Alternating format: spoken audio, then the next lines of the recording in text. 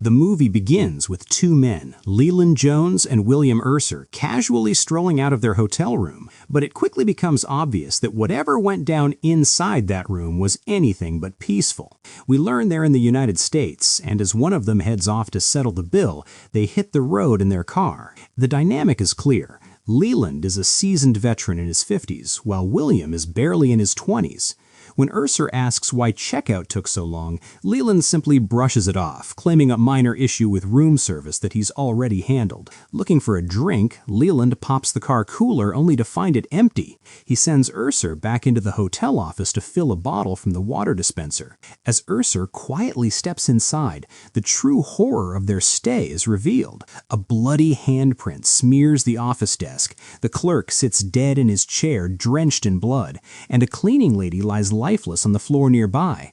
While Urser is filling his water, a little girl accidentally opens the hallway door and freezes in absolute terror at the massacre. Without missing a beat, Urser puts a finger to his lips, pulls out his gun, and calmly shoots her. The scene then shifts, pulling us into the tranquil life of Tom Stahl, the owner of a cozy small-town diner. We meet his loving wife Edie, his teenage son Jack, and his sweet 10-year-old daughter Sarah. Through the lens of their daily routine, we see the picture-perfect American family. Tom and Edie share a deep, passionate bond, profoundly grateful for the quiet life they've built together. Over at the diner, it's a place where everybody knows everybody. The locals swap greetings on a first-name basis, painting a portrait of a tight-knit, wholesome community, perfectly insulated from the outside world. Later on, we catch Jack pitching a solid game for his high school baseball team, catching the final ball and securing the win. But the victory is short-lived. In the locker room, the school bully Bobby Singer gets in Jack's face,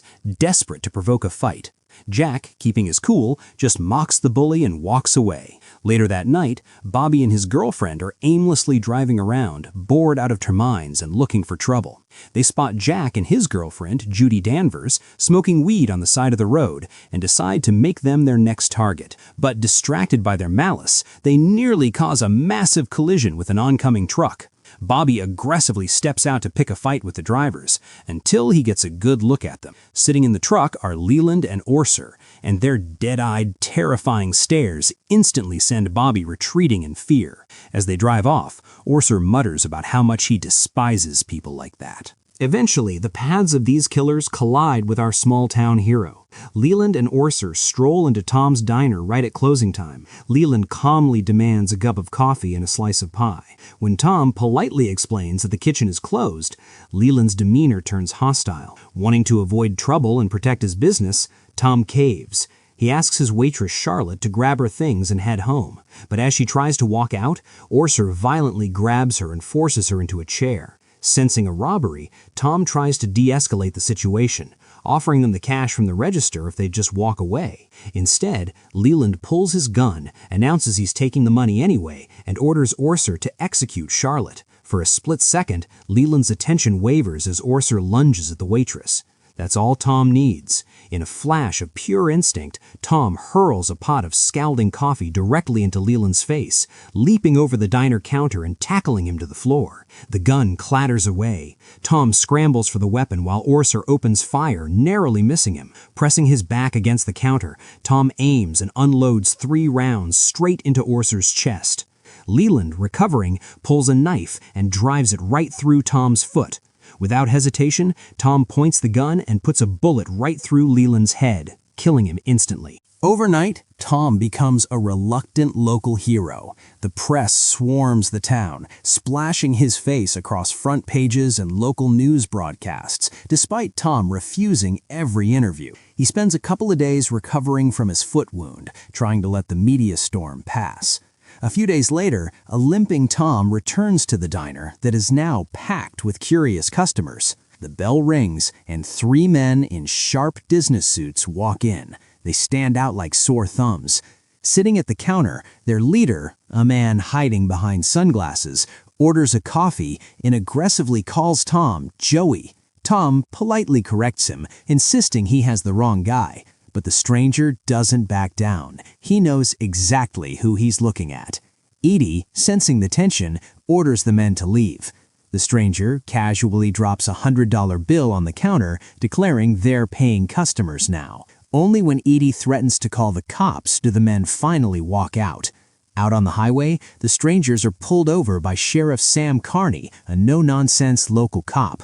But the men, led by a mobster named Carl Fogarty, laugh off his threats, claiming they're just tourists passing through. Later that day, Sheriff Sam drops by Tom and Edie's house with a grim warning. These men are notorious East Coast mobsters.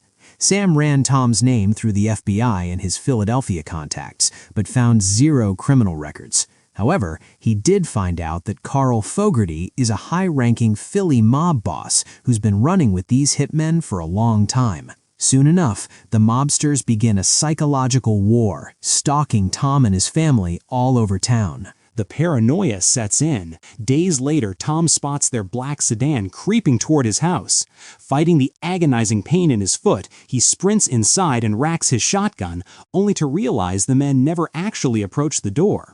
The harassment continues when Edie loses track of her daughter at the shopping mall. While frantically searching, she is cornered by Carl Fogarty. With chilling confidence, Fogarty tells her that her husband is living a lie. When Edie fiercely defends Tom, Fogarty smirks and suggests she ask her husband about a man named Joey Cusack, who happens to be his brother, and to ask Tom just how exceptionally good he is at killing people. That very same day, Jack's patience finally snaps.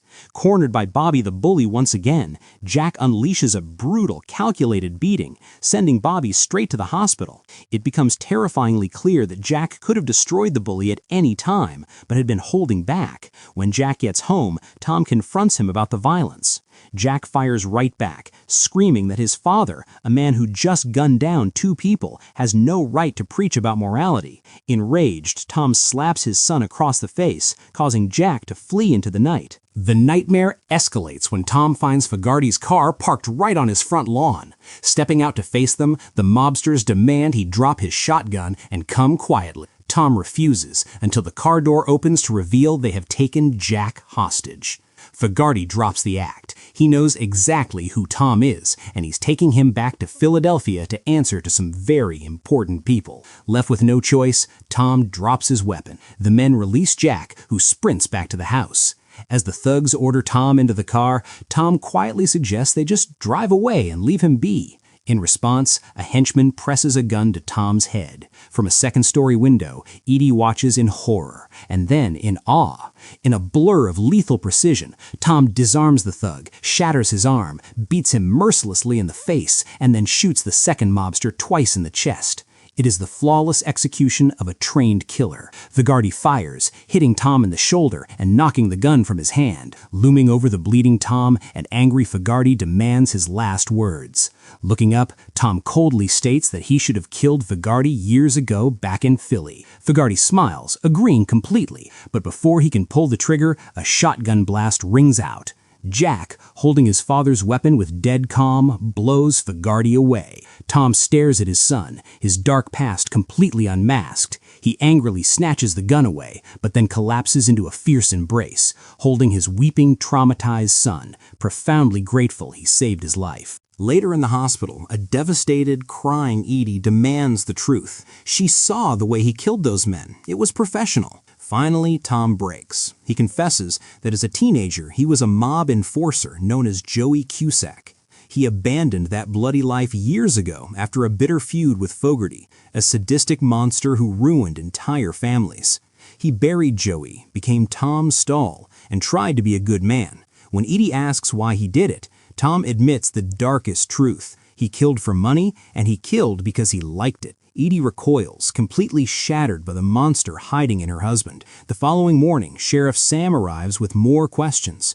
He points out a glaring fact. A Philly hit squad doesn't drive all the way to a small town unless they are absolutely certain they have the right man. Tom is inches away from confessing everything to the law, but Edie shockingly cuts him off, lying to the sheriff to protect her husband. Sam leaves empty-handed, but a lingering gesture at the door makes it clear he knows they are lying. The moment the door clicks shut, Edie explodes. She slaps Tom, calls him Joey, and screams that she hates him. A violent, emotionally charged argument ensues, leading to a physical struggle near the stairs, but ultimately ending in a complex, painful reconciliation. That night, the ghosts of past finally call. The phone rings. It's Richie. Tom's brother. Richie delivers a chilling ultimatum: come to Philly or Philly comes to his family. By dawn, Tom is gone. He drives relentlessly until he reaches the city limits of Philadelphia. After meeting a contact at a bar, he is escorted to his sprawling, luxurious mansion. Inside, he's reunited with his brother, Richie, a sharply dressed, arrogant mob boss who seems genuinely thrilled to see his little brother. But the pleasantries fade quickly. Richie details the massive financial debts and headaches Joey left behind when he vanished. Tom wants no part of it, demanding to know exactly what it will take to settle the score so he can go home. Richie looks at him with dead eyes and calmly explains that the best solution for everyone is for Joey to die. Richie looks away as his personal driver suddenly loops a garrote wire around Joey's neck. But Joey has been waiting for this.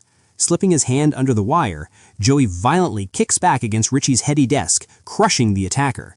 In a breathtaking display of raw, brutal violence, Joey slaughters the driver and the armed bodyguards with his bare hands. Richie frantically fires his gun, but misses wildly. Joey vanishes into the hallways. Assuming his brother bolted for the front gates, Richie runs out the front door, only to realize Joey never left. Joey locked the heavy front doors from the inside, trapping Richie outside while he hunts down the very last of Richie's men. Trembling, Richie fumbles with his keys and unlocks the front door. The second the door swings open, Joey is standing right there. He raises his gun and puts a bullet right through his brother's head. In the haunting final scene, Tom returns to his quiet, small-town home, utterly exhausted and carrying the weight of his sins. He walks into the dining room where his family is sitting down for dinner. The silence is deafening. Slowly, he takes his seat. Without a word, his young daughter Sarah gets up, grabs a plate, and sets it down in front of him. Edie bows her head, silently praying, while Jack refuses to look at him. Finally, Edie lifts her head. Her eyes are brimming with tears. Tom looks back at her, his face etched with profound sorrow. In that long, quiet glance across the dinner table, an unspoken understanding passes between them, a silent promise that somehow their shattered family will begin to heal. And that wraps up today's movie. If you enjoyed this recap, make sure to smash that like button, subscribe to the channel, and hit the notification bell so you never miss out on our cinematic stories. Let us know your thoughts on Tom's dark past in the comments below. Thanks for watching, and we'll see you in the next video.